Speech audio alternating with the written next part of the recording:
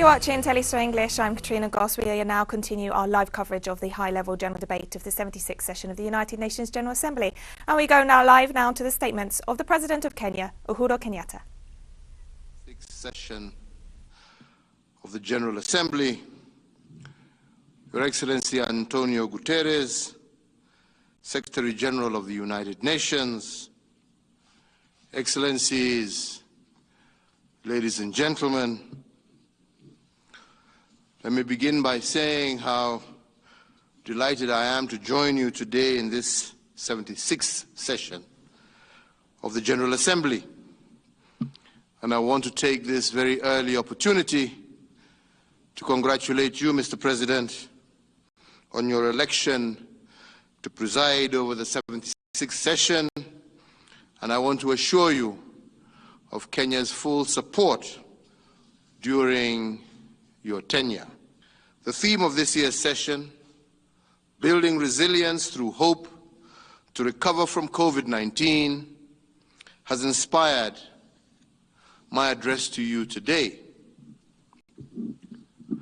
Indeed, our Secretary General, in his report to our common agenda, observed, and I quote him, "Humanity faces a stark and urgent choice: break down or break through."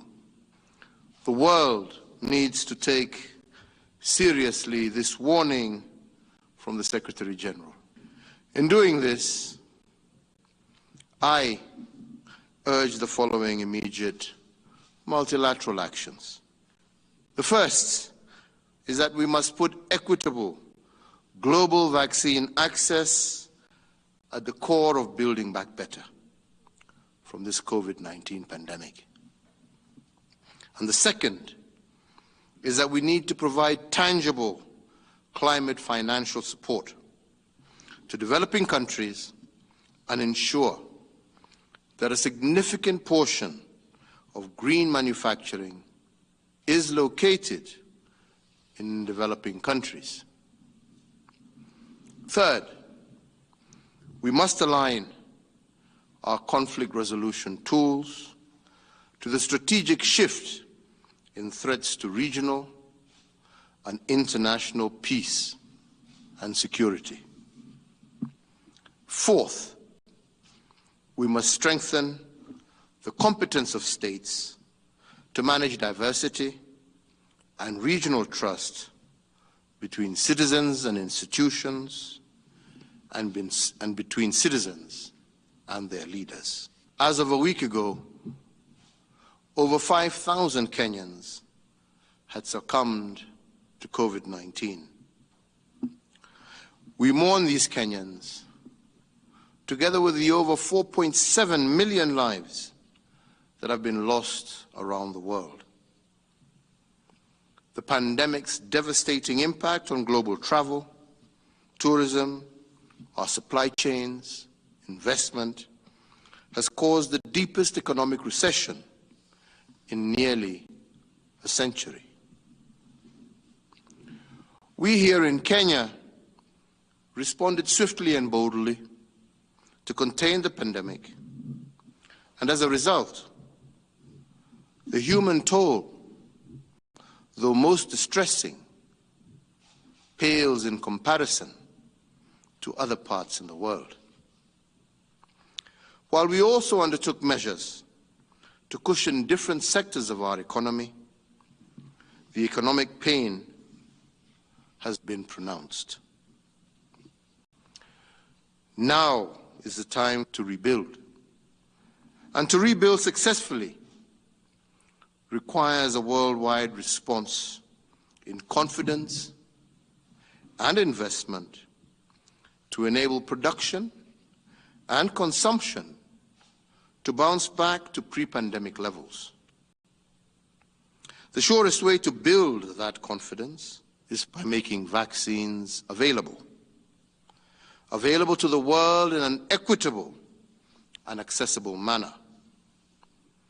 And that, sadly, does not happen to be the case today. The asymmetry in the supply of vaccines reflects a multilateral system that is unfortunately, in urgent need of repair. At the heart of the global effort to building back better, we must make concerted structural changes that should enable a quantum increase in investment and technology transfers, and this not as charity, but instead driven by enlightened self-interest and solidarity. A fast-developing Africa will offer the entire world the benefit of its demographic dividend of youth and vast investment opportunities.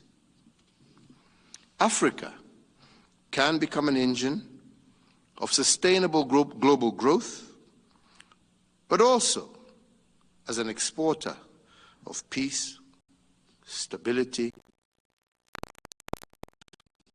prosperity. Your Excellencies, many leaders have noted on previous occasions the need to deliver concurrently economic recovery linked to climate change action. As COP26 approaches, we should aim to make clear commitments that contribute to developing country investments in green manufacturing and infrastructure that we require. A green building back better that delivers jobs as well as shared prosperity will win the support of the young generation and intensify the drive towards climate change action. Kenya is ready to become a leading green industry country. We have mounted a strong climate change response. We have submitted an updated national determined contribution plan that aims to lower greenhouse emissions by 32% by the year 2030.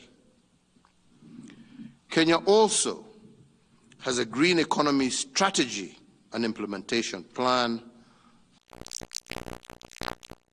2030, which will enable us to achieve a higher economic growth as well as supporting a low-carbon development path. We too here in Kenya have also identified a range of ocean-based adaptation priorities to integrate ocean-based climate solutions with global responses to climate change. We look forward to co-hosting the second United Nations Oceans Conference with Portugal in late June 2022 to galvanize commitments and partnerships that will promote ambitious global ocean action and scale up investments in our blue economy. This will follow Kenya's successful co-hosting of the first global Sustainable Blue Economy Conference that we held in 2018 with Japan, Canada, amongst other global partners. Mr. President, Kenya is blessed with a youthful and indeed well-educated and productive population that has managed to build one of the most vibrant mixed economies on the African continent. We are implementing ambitious programs to prepare our country to produce decent and rewarding jobs for these young people. Our investments in road, air, and port infrastructure, as well as critical healthcare facilities throughout our country, are the most extensive and ambitious in our history as a nation.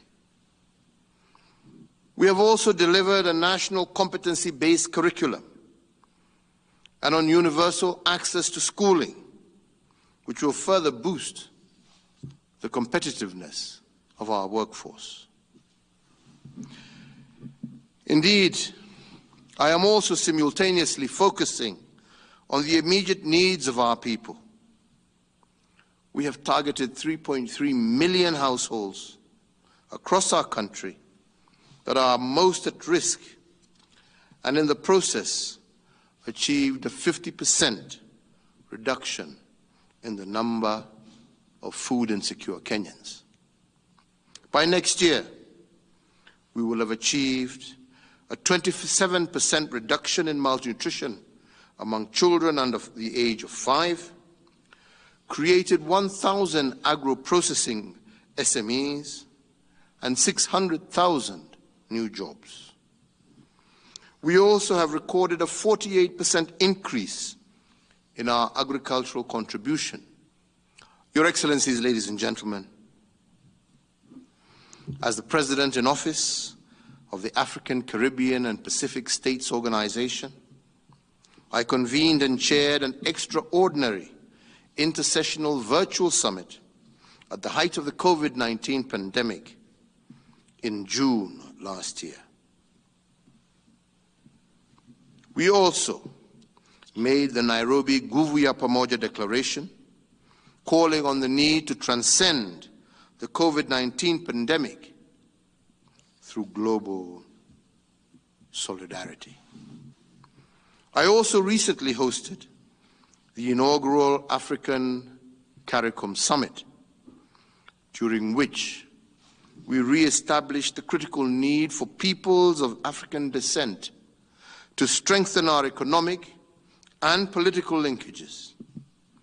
It was a historic and proud moment for me personally to be part of the great legacy of the Pan-Africanist agenda globally. What ties these events and others that I have participated in during the last year is the collective conviction that the global system is not working well for all our people and all our regions. The unequal trade and investment patterns, the outflows of illicit finance and inflows of illicit small arms and light weapons, the extraction versus production mentality are all escalating global inequality, fragility, conflict, and violence. Many of the tools at our disposal to deal with these challenges are not living up to their promise. One such core tool is the United Nations Security Council, in which Kenya has been elected an active member since the beginning of this year. In October of 2021, Kenya will assume the presidency of the Security Council.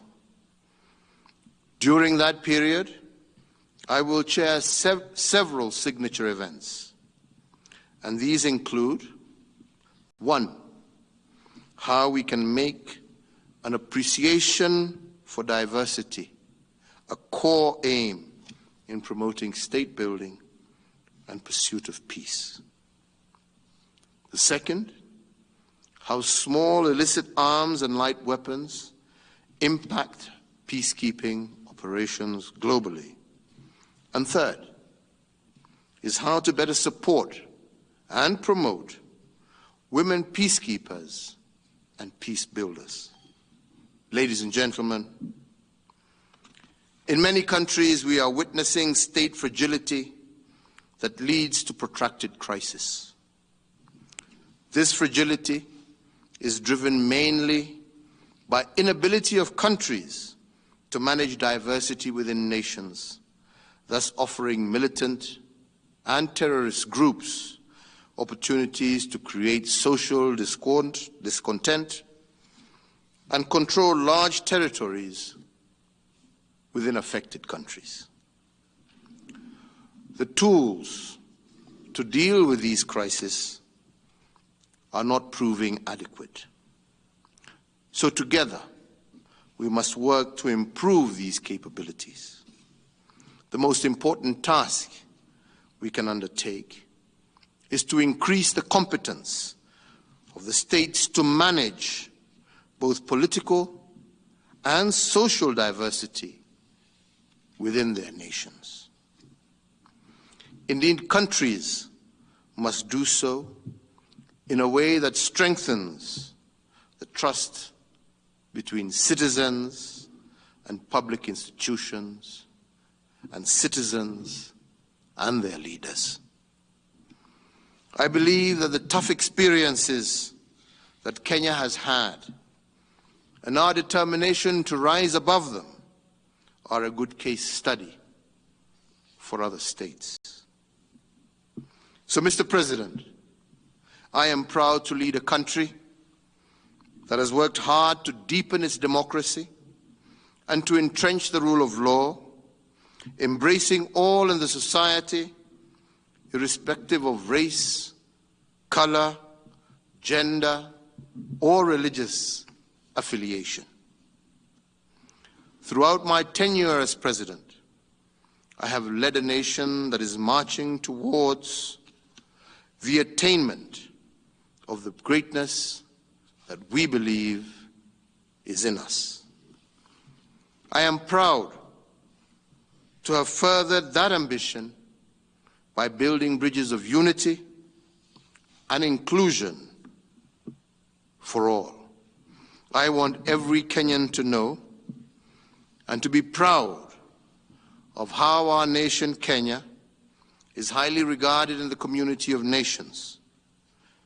Kenyans must never forget the hand of friendship that extended to us on various times by many states seated in this General Assembly, nor what our contribution has been to the international community.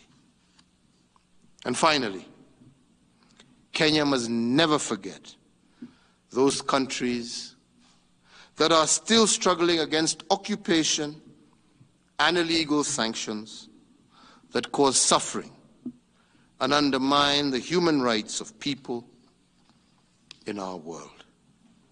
As I conclude, we offer our solidarity and commitment as a member state of the United Nations to undertake the journey to build back to recovery and to prosperity, building forward better in a multilateral system that is fair, inclusive, and effective. Mr. President, thank you.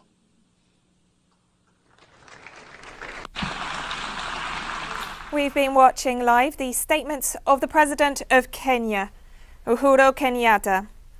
As part of the high-level general debate of the 76th session of the United Nations General Assembly, President Kenyatta stressed that the investment that's been made in his country is working towards sustainable development. He also recalled the efforts made to ensure vaccination for all Africans. The Kenyan president referred to the recently held first summit between Africa and the Caribbean community and highlighted the historic links between the two regions. He stressed that the global system is not working well for all the world and that there remains inequality that must be addressed. We will, of course, continue to provide you with live coverage of what's happening at the UN as the General Assembly continues the session. For teleSUR English, I'm Katrina Goss, and thank you for watching.